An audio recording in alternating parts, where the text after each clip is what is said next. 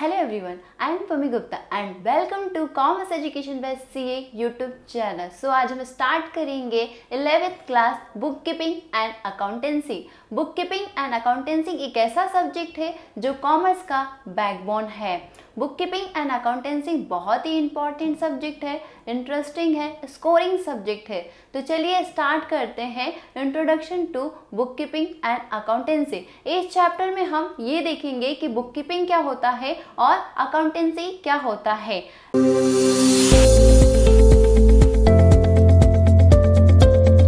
First chapter है हमारा introduction to book keeping and accountancy. मतलब इस लेक्चर में हम क्या देखेंगे, बुक कीपिंग क्या होता है और अकाउंटेंसी क्या होता है.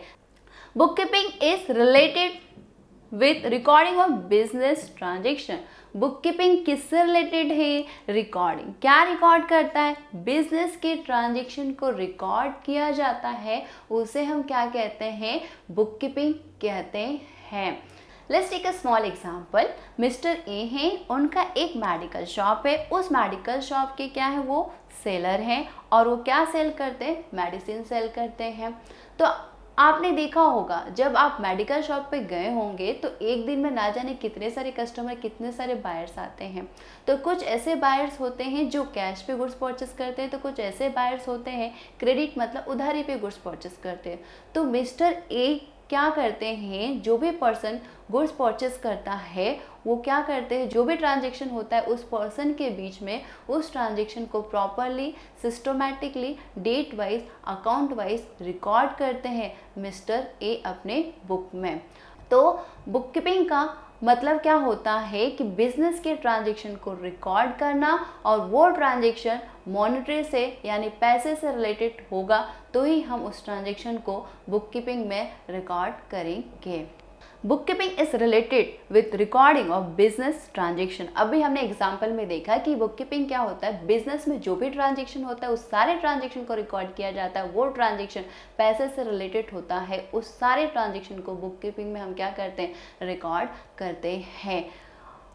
Business enterprise and other organization dealing in activities which involve exchange of money. Money मतलब होता है कैश और मनी वर्ड्स का मतलब होता है क्रेडिट.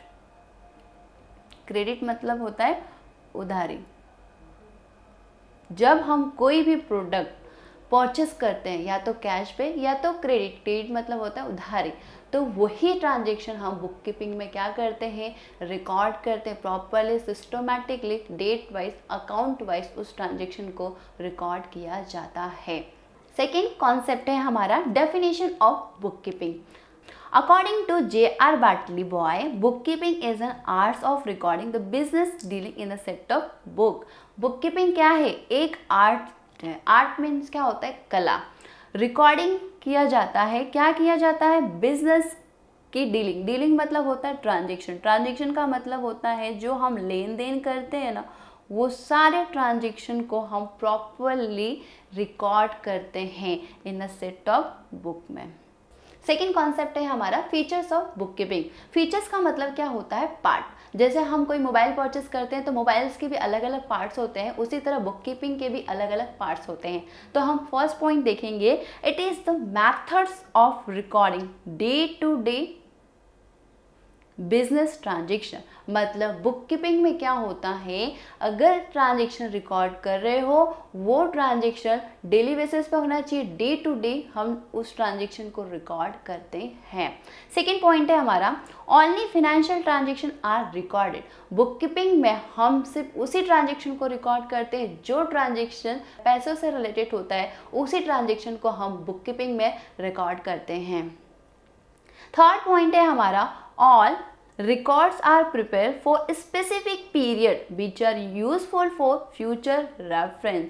मतलब बिजनेस से रिलेटेड जो ट्रांजेक्शन होता है उस सारे ट्रांजेक्शन को एक स्पेसिफिक पीरियड में हम रिकॉर्ड करते हैं. जो हमारा स्पेसिफिक पीरियड होता है 1 अप्रैल टू 31 मार्च. इस फिनेंशियल ईयर के अकॉर्डिंग बिजनेस के ट्रांजेक्शन को हम रिकॉर्ड करते हैं. नेक्स्ट पॉइंट है records of transaction are based on rules and regulation, मतलब जो ट्रांजेक्शन आप रिकॉर्ड करते हो उसको रिकॉर्ड करने से पहले कुछ अकाउंटिंग के प्रिंसिपल्स होते हैं, अकाउंटिंग स्टैंडर्ड्स होते हैं, उसको ध्यान में रखकर हम बिजनेस के ट्रांजेक्शन को रिकॉर्ड करते हैं।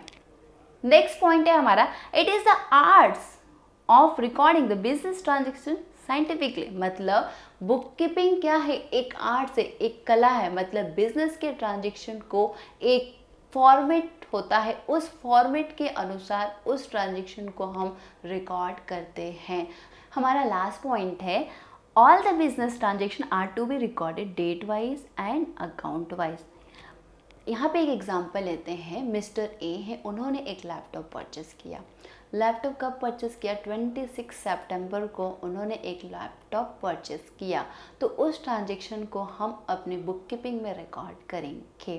तो 26 हो जाएगा हमारा डेट वाइज, और अकाउंट वाइज क्या परचेस किया हमने? लैपटॉप। तो उस ट्रांजेक्शन को डेट वाइज, अकाउंट वाइज हम सिस्टमैटिकली रिकॉर्ड करते हैं बुक कीपिंग में। मूव ऑन करते हैं हम नेक्स्ट कॉन्सेप्ट, जो है हमारा importance of book keeping. Importance का मतलब क्या होता है, हम बुक कीपिंग करते हैं उसकी ज़रूरत क्या है, तो उसकी क्या क्या ज़रूरत होती है हम वो देखेंगे। हमारा फर्स्ट पॉइंट है record. It is not possible for any one two remember all transaction. अगर आप बिजनेस करते हो तो आपने देखा होगा बिजनेस में हर एक दिन नए नए क्लाइंट आते रहते हैं, तो हर एक क्लाइंट को कौन सा काम हमने अलॉट किया है, किससे कितना पेमेंट लेना है, किसको कितना पेमेंट देना है, तो हर एक ट्रांजेक्शन को हम प्रैक्टिकली याद नहीं रख सकते। तो हम क्या करते हैं, एक बुक मेंटेन करते हैं, जो भी ट्रांजेक्शन होता है बिजनेस में वो सारे ट्रांजेक्शन को उस बुक में क्या करते हैं, रिकॉर्ड करते हैं। Bookkeeping maintain record all the transaction permanently and systematically in the books of accounts। मतलब बिजनेस से रिलेटेड जो भी ट्रांजेक्शन होता है वो सारे ट्रांजेक्शन को हम प्रॉपरली रिकॉर्ड करते हैं। सेकेंड पॉइंट है हमारा फिनेंशियल इंफॉर्मेशन। अगर आप business related each and every transaction को प्रॉपरली रिकॉर्ड करते हो तो आप इजीली फाइंड कर सकते हो कि आप के बिजनेस का फिनेंशियल इंफॉर्मेशन क्या है। तो book keeping is useful to get information related to profit, loss, asset, liability, investments and stock. जब आप रिकॉर्ड करते हो तो आप इजीली फाइंड आउट कर सकते हो कि आपके बिजनेस का फिनेंशियल इंफॉर्मेशन, मतलब बिजनेस में कितना प्रॉफिट हो रहा है, कितना लॉस हो रहा है, कितना असेट है, कितनी लायबिलिटी, और हमने बिजनेस में कितना इन्वेस्ट किया, कितने स्टॉक है। ये कब पॉसिबल है, जब हम रिकॉर्ड करते हैं तो हम इजीली फाइंड आउट कर सकते हैं कि हमारे बिजनेस का फिनेंशियल इंफॉर्मेशन क्या चल रहा है, कितना प्रॉफिट है, कितना लॉस है। थर्ड पॉइंट है हमारा डिसीजन मेकिंग। हमने फर्स्ट पॉइंट देखा रिकॉर्डिंग, सेकेंड देखा फिनेंशियल इंफॉर्मेशन। जब आप रिकॉर्ड करते हो, अगर आपको फिनेंशियल इंफॉर्मेशन भी मिल जाता है तो आप इजीली बिजनेस रिलेटेड कोई भी डिसीजन ले सकते हो। आपको ये तो पता है ना कि बिजनेस में कितना प्रॉफिट हो रहा है, कितना लॉस हो रहा है, उसके बेस पे जो भी डिसीजन लेना है आप बिजनेस रिलेटेड डिसीजन ले सकते हो। बट ये कब पॉसिबल है, जब आप बुक कीपिंग करते हो और बिजनेस से related each and every transaction को रिकॉर्ड करते हो, तो बिजनेस से रिलेटेड जो भी डिसीजन लेना है आप इजीली उस डिसीजन को ले सकते हो। फोर्थ पॉइंट है हमारा controlling. Bookkeeping enable to executive of the business to control the activities of the business। मतलब बिजनेस की जितनी भी एक्टिविटीज़ होती है उस सारी एक्टिविटी को क्या करना पड़ता है, कंट्रोल करना पड़ता है। जैसे परचेस डिपार्टमेंट हो गया, सेल्स डिपार्टमेंट हो गया, मैन्युफैक्चर डिपार्टमेंट, प्रोडक्शन डिपार्टमेंट, हर एक डिपार्टमेंट को क्या करना पड़ता है, कंट्रोल। बट कैसे कंट्रोल करोगे, जब आप रिकॉर्डिंग करोगे, बिजनेस से रिलेटेड हर एक ट्रांजेक्शन को प्रॉपरली रिकॉर्ड करते हो तो आप इजीली हर एक डिपार्टमेंट को कंट्रोल कर सकते हो। फिफ्थ पॉइंट है हमारा tax liability. Book keeping is useful to find out the tax liability. Tax liability क्या होता है, हमने एक साल में जितना भी अर्न किया है उस अर्निंग पे हमें गवर्नमेंट को क्या पे करना पड़ता है, टैक्स पे करना पड़ता है। बट हमें पता कैसे चलेगा कि हमें इस साल में कितना प्रॉफिट हुआ है, कितना लॉस हुआ है और गवर्नमेंट को कितना टैक्स पे करना है। जब आप बुक कीपिंग मेंटेन करते हो, अब बिजनेस से related each and every transaction को रिकॉर्ड करते हो, तो इजीली फाइंड आउट कर सकते हो कि आपको इस साल कितना प्रॉफिट हुआ है। उस प्रॉफिट के अकॉर्डिंग आप गवर्नमेंट को क्या पे करोगे, टैक्स पे करोगे। 6 पॉइंट है हमारा एविडेंस। एविडेंस का मतलब होता है प्रूफ, सबूत। कल जाके किसी क्लाइंट के साथ आपका मिसअंडरस्टैंडिंग हो जाता है तो आपके पास एविडेंस होना चाहिए, प्रूफ होना चाहिए, ताकि आप उसे प्रोड्यूस करो कोर्ट ऑफ लॉ में। अभी हमने 6 पॉइंट देखे जो इम्पॉर्टेंट है बुक कीपिंग के लिए। अभी हम स्टार्ट करेंगे मीनिंग ऑफ अकाउंटेंसी। अभी तक हमने बुक कीपिंग देखा। बुक कीपिंग होता है क्या है?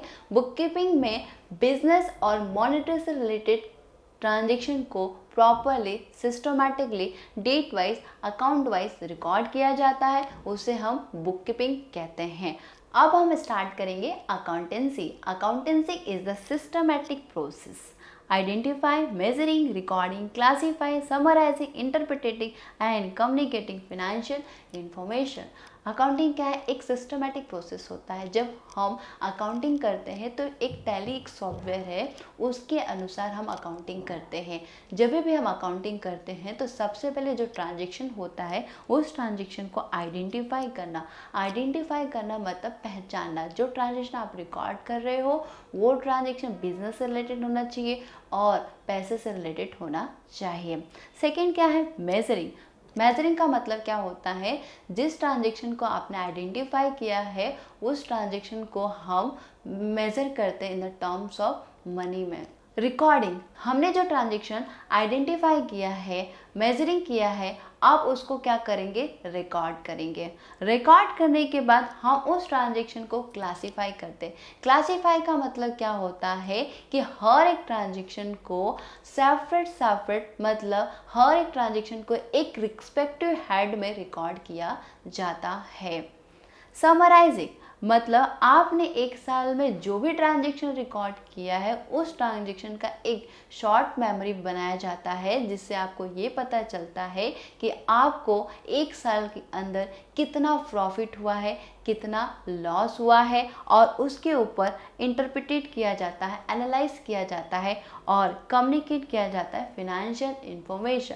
मतलब कंपनी का फिनेंशियल इंफॉर्मेशन डायरेक्टर कम्युनिकेट करता है इन्वेस्टर के साथ कि इस साल हमें बिजनेस में कितना प्रॉफिट हुआ है, कितना लॉस हुआ है। मूव ऑन करते हैं नेक्स्ट कॉन्सेप्ट जो है हमारा difference between book keeping and accountancy. Difference को हम डिस्टिंग्विश बिटवीन भी कहते हैं। डिफरेंस का मतलब क्या होता है? बुक कीपिंग और अकाउंटेंसी में क्या डिफरेंट है, क्या अलग है, वो अब हम देखेंगे इसमें।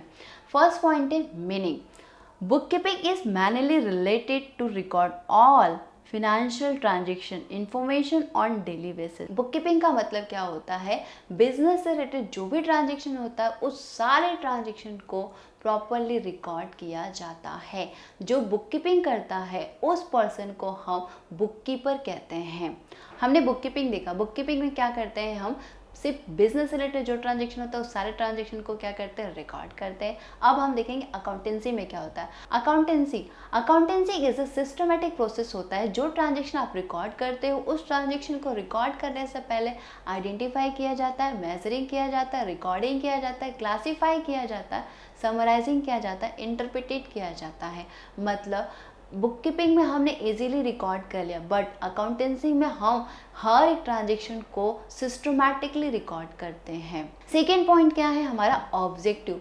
बुककीपिंग का मेन मकसद क्या है? उसका मेन ऑब्जेक्टिव क्या होता है? हर एक ट्रांजेक्शन को प्रॉपर सिस्टमैटिक वे में रिकॉर्ड करते हैं। बुककीपिंग का मेन मकसद क्या होता है? हर एक ट्रांजेक्शन को प्रॉपर और सिस्टमैटिक वे में रिकॉर्ड किया जाता है।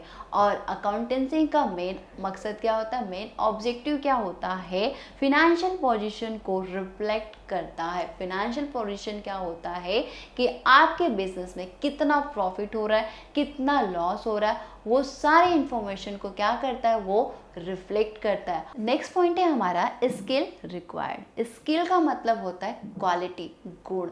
जब आप बुककीपिंग करते हो ना तो बुक कीपिंग में स्पेशल स्किल क्वालिफिकेशन की ज़रूरत नहीं पड़ती है।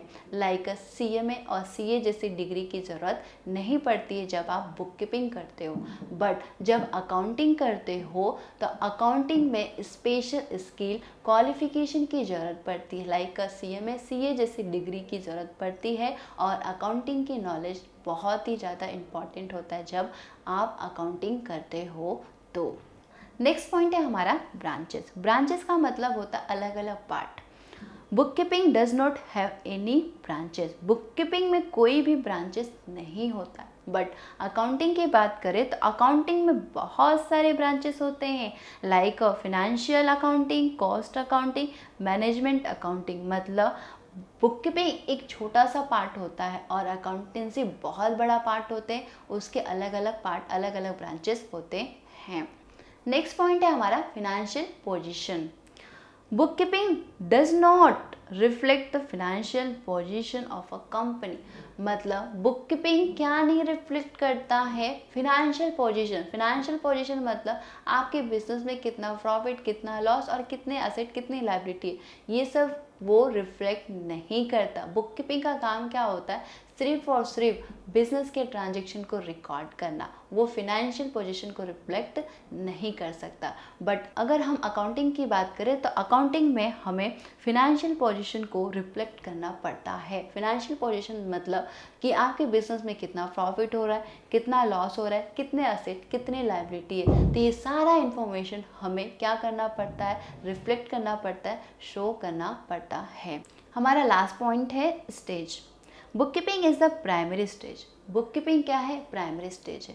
बुक कीपिंग में हम क्या करते हैं? बिजनेस से रिलेटेड जो भी ट्रांजेक्शन होता है, हर एक ट्रांजेक्शन को हम रिकॉर्ड करते हैं। मतलब बुक कीपिंग से हमें इनपुट डेटा मिलता है। कौन सा डेटा मिलता है? इनपुट। और अकाउंटेंसी क्या है? एक सेकेंडरी स्टेज है। और अकाउंटेंसी से हमें क्या मिलता है? आउटपुट मिलता है कि हमारे बिजनेस में कितना प्रॉफिट हो रहा है, कितना लॉस, कितनी एसेट, कितनी लायबिलिटी है। तो हमें अकाउंटेंसी से बिजनेस से रिलेटेड हर एक इंफॉर्मेशन पता चलता है। मूव ऑन करते हैं हम नेक्स्ट कॉन्सेप्ट जो है हमारा methods of accounting system. Methods का मतलब होता है तरीका। जब हम बिजनेस करते हैं ना तो बिजनेस के जो ट्रांजैक्शन होते हैं उस ट्रांजैक्शन को रिकॉर्ड करने के भी अलग अलग मेथड्स होते हैं। तो there are 3 types of methods होते हैं। फर्स्ट होता है कैश बेसिस, सेकेंड होता है अक्रूवल बेसिस, थर्ड होता है हाइब्रिड बेसिस। फर्स्ट होता है कैश बेसिस। कैश बेसिस क्या होता है? जब आपको किसी से कैश रिसीव होता है तो उस ट्रांजैक्शन को रिकॉर्ड करोगे। जब आप किसी को पेमेंट करते हो तब उस ट्रांजैक्शन को क्या करोगे? रिकॉर्ड करोगे। यहाँ पे एक एग्जांपल लेते हैं। जैसे आपकी मम्मी ने आपको कुछ पैसे दिए और बोला कि ग्रोसरी शॉप से आप 1 किलो पोटैटो लेकर आओ। जब आप 1 किलो पोटैटो परचेस करने जाते हो तो शॉपकीपर को क्या देते हो? पैसे देते हो और पोटैटो लेते हो। तो जब भी आप कैश से डीलिंग करते हो तो उस ट्रांजैक्शन को हम कैश बेसिस में रिकॉर्ड करते हैं। तो यहाँ पर क्या होता है? सिर्फ और सिर्फ कैश बेसिस जो भी ट्रांजैक्शन होता है, कैश से रिलेटेड जो भी ट्रांजैक्शन होता है, उस सारे ट्रांजैक्शन को हम कैश बेसिस में रिकॉर्ड करते हैं। सेकेंड होता है हमारा accrual basis method. Accrual basis method बहुत ही इंपॉर्टेंट होता है। हर एक बिजनेस में, हर एक ऑर्गेनाइजेशन इस मेथड को फॉलो करता है। ये मेथड किसके ऊपर बेस्ड होता है? क्रेडिट। जब आप क्रेडिट पे कोई प्रोडक्ट सेल करते हो या बाय करते हो, बिल जनरेट होता है, तभी उस ट्रांजैक्शन को हम रिकॉर्ड करते हैं। उस बेसिस को हम अक्रूवल बेसिस मेथड कहते हैं। थर्ड होता है हमारा hybrid basis method. Hybrid basis method में क्या होता है? कॉम्बिनेशन होता है कैश बेसिस का और अक्रूवल बेसिस का। तो इसमें क्या होता है? जो रेवेन्यू और असेट से रिलेटेड ट्रांजैक्शन होते हैं वो सारे ट्रांजैक्शन को हम कैश बेसिस में रिकॉर्ड करते हैं। और जो एक्सपेंस और लायबिलिटी से रिलेटेड होता है उसे हम अक्रूवल बेसिस में रिकॉर्ड करते हैं। ये जो थर्ड मेथड होता है हाइब्रिड मेथड, ये मेथड को ज़्यादा करके बिजनेस में अप्लाई नहीं किया जाता, यूज़ नहीं किया जाता। ज़्यादा करके कौन सा मेथड यूज़ होता है? अक्रूवल और कैश बेसिस मेथड को यूज़ किया जाता है। मूव ऑन करते हैं हम नेक्स्ट कॉन्सेप्ट जो है हमारा types of transaction. There are two types of transaction. First होता है मॉनेटरी ट्रांजेक्शन, सेकेंड होता है non monetary transaction. Monetary transaction में दो सब कैटेगरी होती है। फर्स्ट होता है कैश ट्रांजेक्शन, सेकेंड होता है credit transaction. Non monetary transaction में एक ही होता है जिसको हम बोलते हैं बार्टर ट्रांजेक्शन। इसको हम ब्रीफली देखेंगे नेक्स्ट स्लाइड में। मूव ऑन करते हैं नेक्स्ट कॉन्सेप्ट। ट्रांजेक्शन का मतलब होता है लेन देन, exchange of goods and services between two parties for money और money's worth is known as the transaction. या तो आप गुड्स एक्सचेंज करते हो या तो सर्विस बिटवीन टू पार्टी या दो पार्टी से ज़्यादा भी हो सकते हैं। आपको कंसिडरेशन मिलता है या तो कैश या तो क्रेडिट पे। इसे हम क्या कहते हैं? ट्रांजेक्शन। ट्रांजेक्शन का मतलब ही होता है लेन देन। जब आप किसी अनदर पार्टी के साथ कोई लेन देन करते हो और उसका कंसिडरेशन आपको कैश या तो क्रेडिट में मिलता है, उसे हम क्या कहते हैं? ट्रांजेक्शन कहते हैं। ट्रांजेक्शन के भी दो टाइप होते हैं। फर्स्ट देखेंगे मॉनेटरी ट्रांजेक्शन। मॉनेटरी ट्रांजेक्शन क्या होता है? जिसमें पैसा इन्वॉल्व होता है, पैसों से डीलिंग की जाती है, उस ट्रांजेक्शन को हम मॉनेटरी ट्रांजेक्शन कहते हैं। The transaction which involve exchange of money's और मनीज वर्थ डायरेक्टली और indirectly is called monetary transaction. Monetary transaction वो ट्रांजेक्शन होता है जिसमें पैसा इन्वॉल्व होता है, पैसों से लेन देन किया जाता है, उस ट्रांजेक्शन को हम मॉनेटरी ट्रांजेक्शन कहते हैं। और अकाउंटेंसी में सिर्फ मॉनेटरी ट्रांजेक्शन से रिलेटेड होता है, पैसे से रिलेटेड जो ट्रांजेक्शन होता है हम उसी ट्रांजेक्शन को रिकॉर्ड करते हैं in the books of accounts में। इसमें दो टाइप होता है। फर्स्ट होता है कैश ट्रांजेक्शन। कैश ट्रांजेक्शन क्या होता है वो देखेंगे। मिस्टर ए है, उन्होंने एक कंप्यूटर परचेस किया और उसका पेमेंट वो इमीडिएट करते हैं, तो उस ट्रांजेक्शन को हम कैश ट्रांजेक्शन कहते हैं। सेकेंड होता है क्रेडिट ट्रांजेक्शन। क्रेडिट ट्रांजेक्शन क्या होता है? जिसमें आपको पैसा रिसीव नहीं होता, आपको पैसा मिलेगा फ्यूचर में। मतलब आपने गुड्स परचेस किया है उधारी पे, आप उसका पेमेंट 2 महीने 3 महीने बाद करोगे।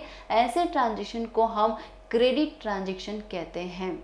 सेकेंड टाइप होता है हमारा non monetary transaction. Non monetary transaction वो ट्रांजेक्शन होता है जिसमें पैसों से कोई लेन देन नहीं, पैसे से कोई वास्ता नहीं होता है, उस ट्रांजेक्शन को हम नॉन मॉनेटरी ट्रांजेक्शन कहते हैं। The transaction which does not involve exchange of money और मनीज वर्थ डायरेक्टली और indirectly is called non monetary transaction.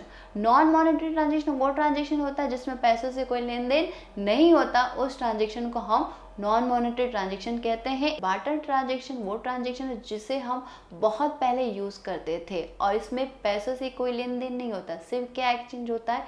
Commodity exchange होता है, उस ट्रांजेक्शन को हम बार्टर ट्रांजेक्शन कहते हैं। Let's take a small example. Mister A है और मिस्टर बी है। मिस्टर ए के पास ऑरेंज है और मिस्टर बी के पास एप्पल है। तो मिस्टर ए के पास है ऑरेंज और मिस्टर बी के पास क्या है? एप्पल है। तो बट मिस्टर बी को क्या चाहिए? ऑरेंज चाहिए। और मिस्टर ए को क्या चाहिए? एप्पल चाहिए। मिस्टर ए और मिस्टर बी एक दूसरे से कांटेक्ट करते हैं और मिस्टर ए को चाहिए एप्पल और मिस्टर बी को चाहिए ऑरेंज। तो ये क्या करते हैं? दोनों पार्टी मिलके कमोडिटी को एक्सचेंज कर लेते हैं। क्या करते हैं? कमोडिटी को एक्सचेंज। मतलब बार्टर सिस्टम वो सिस्टम होता है जहाँ पर पैसे से कोई लेन देन नहीं होता, सिर्फ कमोडिटी एक्सचेंज किया जाता है, उस ट्रांजेक्शन को हम बार्टर ट्रांजेक्शन कहते हैं। मूव ऑन करते हैं हम नेक्स्ट कॉन्सेप्ट जो है हमारा basic accounting terms. First term है हमारा कैपिटल। कैपिटल क्या होता है? जब कोई पर्सन बिजनेस करना चाहता है, बिजनेस स्टार्ट करना चाहता है, तो बिजनेस स्टार्ट करने से पहले हमें लमसम अमाउंट इन्वेस्ट करना पड़ता है बिजनेस को रन करने के लिए। जब कोई पर्सन बिजनेस चलाने के लिए बिजनेस में जो पैसा लगाता है उसे हम कैपिटल कहते हैं। बिजनेस के टर्म में हम उसे क्या कहते हैं? कैपिटल, जिससे हम हिंदी में बोलते हैं पूंजी लगाना। मतलब बिजनेस को चलाने के लिए आपने जो पैसा लगाया है उसे हम क्या कहते हैं? कैपिटल कहते हैं। सेकेंड टर्म है हमारा ड्राइंग। ड्राइंग क्या होता है वो देखेंगे। जब कोई बिजनेसमैन बिजनेस में से कोई भी चीज़ या तो कैश या तो गुड्स विड्रॉ करता है पर्सनल यूज़ के लिए, हम उसे क्या कहते हैं? ड्राइंग कहते हैं। एक छोटा सा एग्जांपल लेते हैं। मिस्टर सुरेश से उनकी एक डॉटर है, तो उनकी डॉटर को लैपटॉप की ज़रूरत है। तो उनकी डॉटर ने अपने पापा से बोला कि मुझे लैपटॉप चाहिए। तो उन्होंने क्या किया, ऑफिस में लैपटॉप पड़ा हुआ था, वो लैपटॉप निकाल कर अपने ऑफिस से अपने बेटी को दे देते हैं। बट उनकी जो डॉटर उस लैपटॉप पे जो एक्टिविटी करने वाली है वो एक्टिविटी बिजनेस के पर्पज़ के लिए नहीं, वो पर्सनल यूज़ के लिए उस लैपटॉप को यूज़ करती हैं।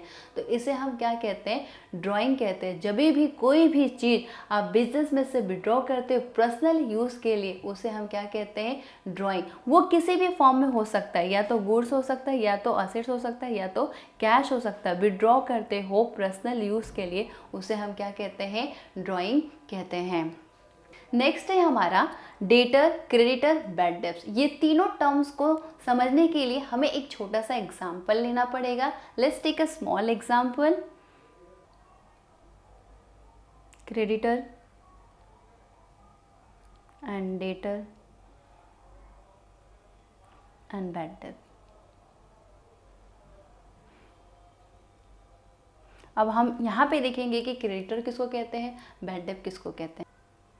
ए है और मिस्टर बी है। मिस्टर ए है सेलर, मिस्टर ए कौन है? सेलर है। और मिस्टर बी कौन है? बायर है। Buyer means customer. ठीक है, तो मिस्टर बी को क्या परचेस करना है? प्रोडक्ट परचेस करना है। तो मिस्टर बी को प्रोडक्ट परचेस करना है तो वो मिस्टर ए के पास जाते हैं। किसके पास जाते हैं? मिस्टर ए के पास जाते हैं। तो मिस्टर बी क्या बोलते हैं? मुझे प्रोडक्ट परचेस करना है। तो उन्होंने बोला कि मुझे 5 kg राइस चाहिए और 2 kg शुगर चाहिए। तो मिस्टर ए ने बोला ठीक है, बट 2 महीने तक वो पेमेंट करेंगे। मतलब मिस्टर बी प्रोडक्ट तो परचेस कर रहे हैं, गुड तो परचेस कर रहे हैं, पर वो प्रोडक्ट उधारी पर मतलब क्रेडिट पे परचेस कर रहे हैं। किससे परचेस कर रहे हैं? मिस्टर ए से। तो मिस्टर ए ने ये कंडीशन एक्सेप्ट किया और उनको प्रोडक्ट दे दिया, और उनको रिसीव कभी होने वाला अमाउंट 2 महीने में मिलने वाला है। ठीक है, तो डेटर किसको कहते हैं वो उसको देखिए। जिस पर्सन को हमने गुड्स बेचा है, मतलब जिस पर्सन को हमने गुड्स क्रेडिट पे उधारी पे बेचा है, उस पर्सन को हम डेटर कहते हैं। मतलब जिस पर्सन को हमने क्या किया, गुड्स क्रेडिट पे उधारी पे बेचा, उस पर्सन को क्या कहते हैं? डेटर कहते हैं। और जिस पर्सन से हमने खरीदा है, जिस पर्सन से हमने खरीदा है, उस पर्सन को हम क्रेडिटर कहते हैं। मतलब आपको ये समझ में आ गया कि डेटर किसको कहते हैं, क्रेडिटर किसको कहते हैं। ठीक है, अभी ये बैड डेब्ट क्या होता है वो देखेंगे। मिस्टर ए और मिस्टर बी के बीच में तो डीलिंग हो गई और उसका पेमेंट 2 महीने में मिलने वाला है। 2 महीना कंप्लीट हो गया तो मिस्टर ए मिस्टर बी को कॉल करते हैं कि भाई आपने जो गुड्स परचेस किया था और आपने बोला था कि 2 महीने तक मैं पेमेंट कर दूंगा, पर 2 महीने हो चुके, आपने पेमेंट नहीं किया।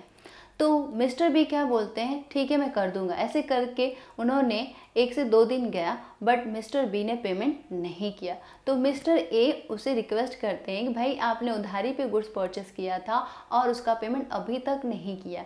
तो मिस्टर बी क्या बोलते हैं कि मेरे पास पैसे नहीं है, मैं पेमेंट नहीं कर सकता। तो मिस्टर ए के लिए क्या हो जाएगा, वो लॉस हो जाएगा। अब उन्होंने उधारी पे तो गुड्स बेच दिया, पर उसका पेमेंट उन्हें मिलने वाला नहीं है। जो बिजनेस के टर्म में जो लॉस होता है ना, तो उसको हम बैड डेब्ट कहते हैं। बैड डेट का मतलब ही होता है लॉस।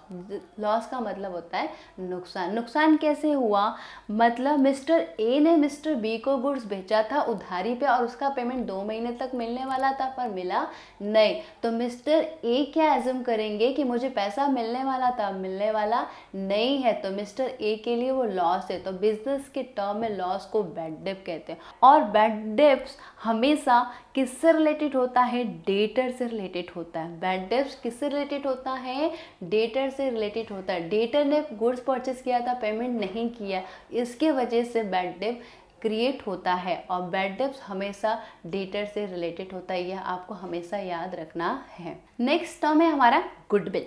अभी गुडविल क्या होता है वो देखेंगे। गुडविल एक इंटेंजिबल असेट होता है। इंटेंजिबल का मतलब क्या होता है, जिसको हम देख नहीं सकते, छू नहीं सकते, ऐसे असेट को हम इंटेंजिबल असेट कहते हैं, जैसे कि गुडविल है। गुडविल क्या है, एक रेपुटेशन है और business express in the term of money. मतलब गुडविल जैसे टाटा हो गया, रिलायंस हो गया, सोनियन हो गया, आईफोन हो गया, आप ये सारे ब्रांड के प्रोडक्ट यूज़ करते हो। क्यों यूज़ करते हो, क्योंकि उसका रेपुटेशन बहुत अच्छा। अगर किसी कंपनी का रेपुटेशन अच्छा होता है तो उस कंपनी में प्रॉफिट होने के बहुत ज़्यादा चांसेस होते हैं।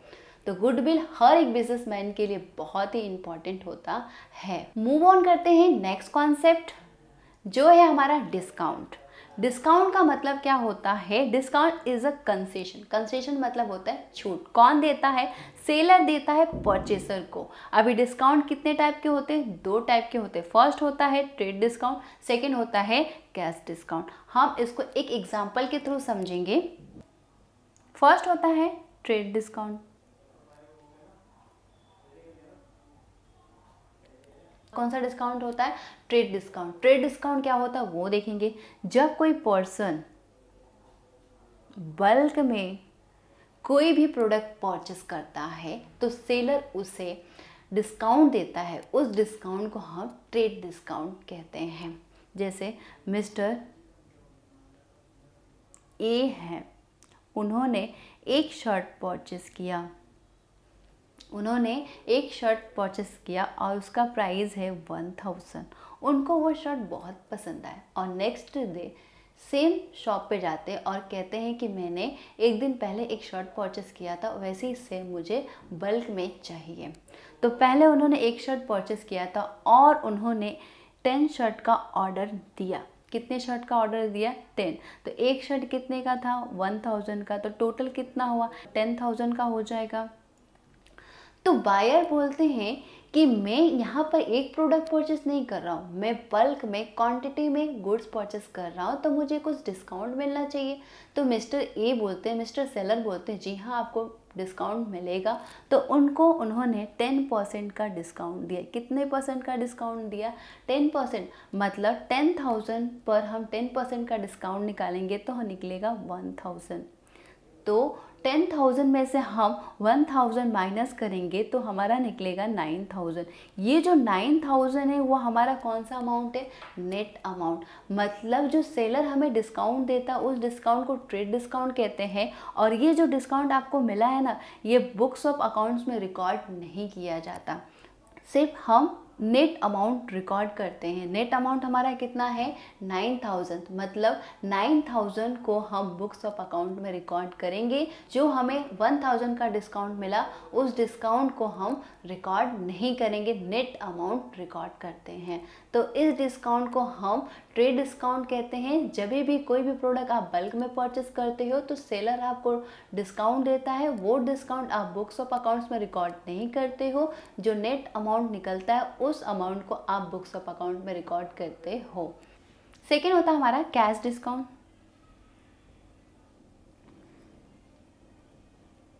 कैश डिस्काउंट क्या होता है वो देखेंगे। जब कोई भी प्रोडक्ट आप परचेस करते हो और इमीडिएट पेमेंट करते हो तो उस डिस्काउंट को हम कैश डिस्काउंट कहते हैं। मतलब अर्ली पेमेंट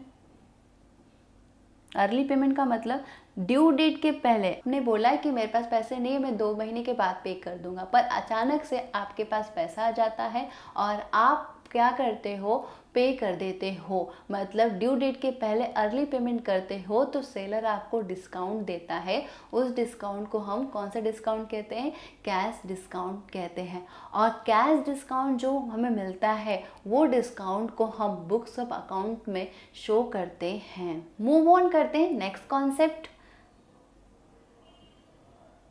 जो है हमारा एक्सपेंडिचर। एक्सपेंडिचर का मतलब होता है खर्चा। अगर आप बिजनेस करते हो तो बिजनेस करने के लिए आप बहुत सारे खर्चे करते हो, तो आप जो खर्चे करते हो उस खर्चे को हम बोलते हैं एक्सपेंडिचर। एक्सपेंडिचर में भी देयर आर 3 टाइप्स होता है। फर्स्ट होता है कैपिटल, सेकंड होता है रेवेन्यू एक्सपेंडिचर, थर्ड होता है डेफर्ड रेवेन्यू एक्सपेंडिचर। फर्स्ट होता है हमारा कैपिटल एक्सपेंडिचर। कैपिटल एक्सपेंडिचर को नॉन रिकरिंग का मतलब क्या होता है, आपने एक बार खर्चा किया और उससे आपको कई सालों तक बेनिफिट मिलता है, ऐसे खर्चे को हम कैपिटल एक्सपेंडिचर कहते हैं। जैसे बिल्डिंग परचेस किया, लैंड हो गया, मशीनरी हो गया, मतलब आपने कुछ ऐसे एसेट परचेस किए हैं जिससे आपको बेनिफिट लंबे समय तक मिलते रहेगा, ऐसे खर्चे को हम कैपिटल एक्सपेंडिचर कहते हैं। सेकेंड होता है हमारा रेवेन्यू एक्सपेंडिचर। रेवेन्यू एक्सपेंडिचर को रिकरिंग इन नेचर कहते हैं। रिकरिंग का मतलब क्या होता है, ऐसे खर्चे आप जो बिजनेस को चलाने के लिए बार बार करते हो, जो खर्चे हम बार बार करते हैं उस खर्चे को हम रेवेन्यू एक्सपेंडिचर कहते हैं। जैसे कि रेंट पे करना है आपको, सैलरी पे करना है, इलेक्ट्रिसिटी बिल पे करना है, मतलब ऐसे खर्चे जो आपको बार बार करने पड़ते हैं बिजनेस को चलाने के लिए, ऐसे खर्चे को हम रेवेन्यू एक्सपेंडिचर कहते हैं और आपको इससे शॉर्ट टर्म बेनिफिट मिलता है, इस खर्चे को हम रेवेन्यू एक्सपेंडिचर कहते हैं। थर्ड होता है हमारा deferred revenue expenditure. Deferred revenue expenditure ऐसे खर्चे होते हैं जिससे हमें बेनिफिट मिलता है मोर देन 1 ईयर के लिए। Example heavy expenditure on advertising, research and development. एक छोटा सा एग्जाम्पल लेते हैं। एक कंपनी, उस कंपनी में एक नया प्रोडक्ट लॉन्च हुआ है। जब किसी कंपनी में कोई प्रोडक्ट लॉन्च होता है तो उस प्रोडक्ट का इन्फॉर्मेशन लोगों तक पहुंचाने के लिए उस कंपनी वाले क्या करते हैं, एडवर्टाइजमेंट करते हैं। तो आपने एडवर्टाइजमेंट तो किया, पर एडवर्टाइजमेंट के थ्रू जो आपको बेनिफिट मिलने वाला है वो 1 साल तक नहीं, 2 साल तक, कई सालों तक मिलते रहता है। ऐसे खर्चे को हम डेफर्ड रेवेन्यू एक्सपेंडिचर कहते हैं। मूव ऑन करते हैं नेक्स्ट कॉन्सेप्ट जो है हमारा सॉल्वेंट और इंसॉल्वेंट। सॉल्वेंट किसे कहते हैं वो देखेंगे। अगर किसी पर्सन के पास एसेट ज़्यादा होता है उसकी लायबिलिटी से, तो उस पर्सन को हम सॉल्वेंट पर्सन कहते हैं। एक छोटा सा एग्जांपल लेते हैं। मिस्टर ए है, asset minus liabilities. Mister A के पास बैंक बैलेंस यानी एसेट है 3 करोड़ और लायबिलिटी यानी कर्जा है, लोन लिया उन्होंने 1 करोड़, और 3 करोड़ में से हम 1 करोड़ माइनस करते हैं तो 2 CR हमारा बैलेंस बचता है। मतलब मिस्टर ए है, उन्होंने जो लायबिलिटी अराइज की है बिजनेस को चलाने के लिए, मिस्टर ए कैपेबल है, एबल है, उस लायबिलिटी को पे कर सकते हैं, तो ऐसे पर्सन को हम सॉल्वेंट पर्सन कहते हैं। नेक्स्ट है हमारा इंसॉल्वेंट।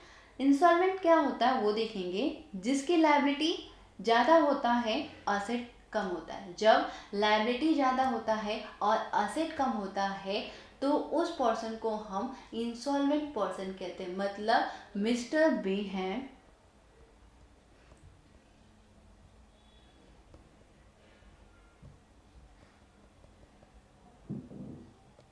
मिस्टर बी के पास बैंक बैलेंस यानी असेट है 1 करोड़ और लायबिलिटी है 3 करोड़। मतलब उन्होंने बिजनेस को चलाने के लिए इतनी सारी लायबिलिटी अराइज की है, अगर वो अपने असेट को बेच भी दे तभी भी वो लायबिलिटी को पे नहीं कर सकते।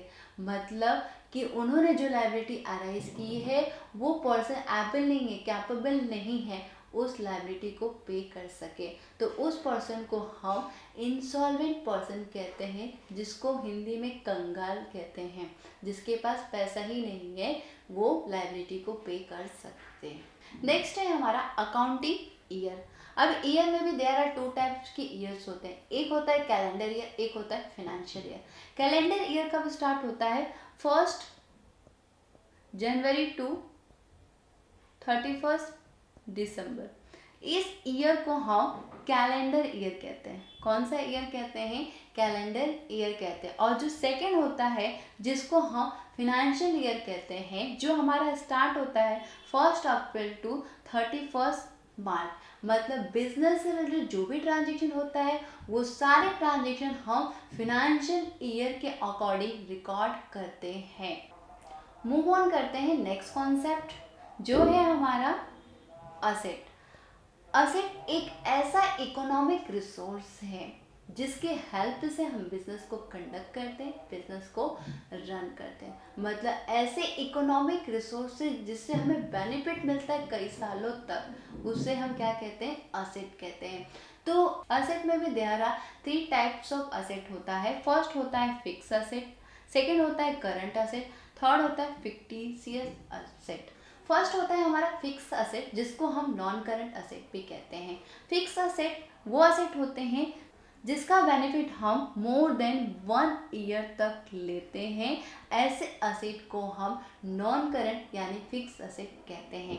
इसमें भी 2 अलग अलग टाइप होते हैं। फर्स्ट होता है टेंजिबल, सेकंड होता है इनटेंजिबल। टेंजिबल मतलब वो असेट जिसको हम छू सकते हैं, देख सकते हैं। ऐसे असेट को हम टेंजिबल असेट कहते हैं और उससे हमें लॉन्ग टर्म तक बेनिफिट मिलता है।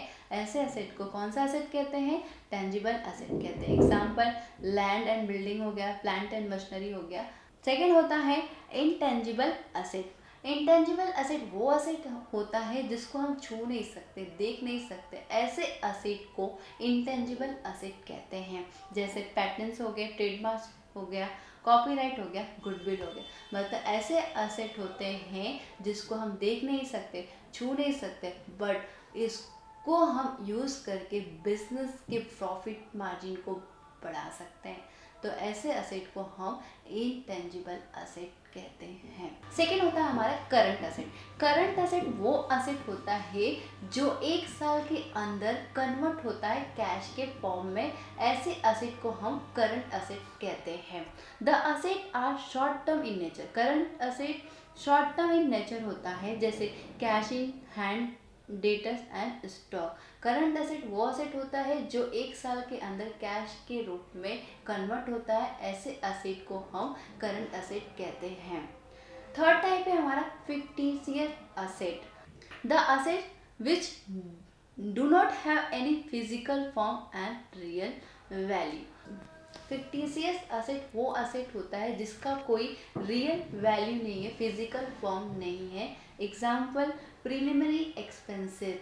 जब हम कोई भी कंपनी बनाते हैं तो कंपनी बनाने से पहले जो हम एक्सपेंसेस करते हैं उस एक्सपेंसेस को हम प्रिलिमिनरी एक्सपेंसेस कहते हैं।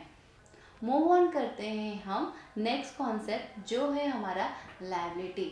लायबिलिटी का मतलब क्या होता है? कर्जा। A liability is a financial obligation. Obligation का मतलब होता है रिस्पॉन्सिबिलिटी, जिम्मेदारी। अगर आप बिजनेस करते हो तो बिजनेस को चलाने के लिए आपने किसी पर्सन से लोन लिया है, तो आपकी जिम्मेदारी है, आपकी रिस्पॉन्सिबिलिटी है उस पर्सन को टाइम से पे करो। तो इससे हम क्या कहते हैं? लायबिलिटी। जब हम किसी पर्सन से बोरो करते हैं पैसे, उसे हम लायबिलिटी कहते हैं। लायबिलिटी में भी there are 2 types of liability होता है। फर्स्ट होता है नॉन करंट लायबिलिटी, सेकेंड होता है करंट लायबिलिटी। फर्स्ट देखेंगे नॉन करंट लायबिलिटी होता क्या।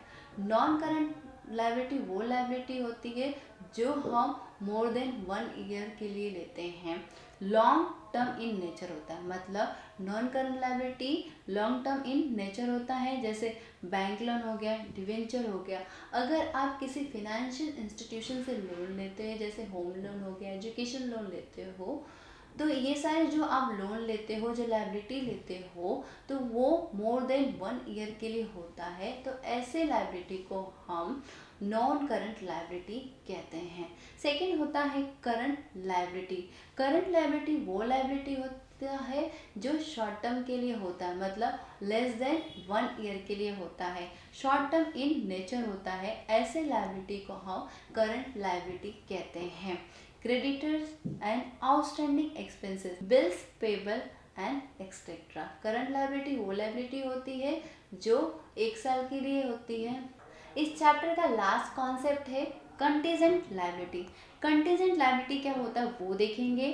अ लायबिलिटी विच में arise in a future depends on happening and non happening of a certain event is called as contingent liability। contingent liability वो liability होती है जो आपको फ्यूचर में अराइज होता है और वो डिपेंड है इवेंट पे, हो भी सकता है, नहीं भी हो सकता है।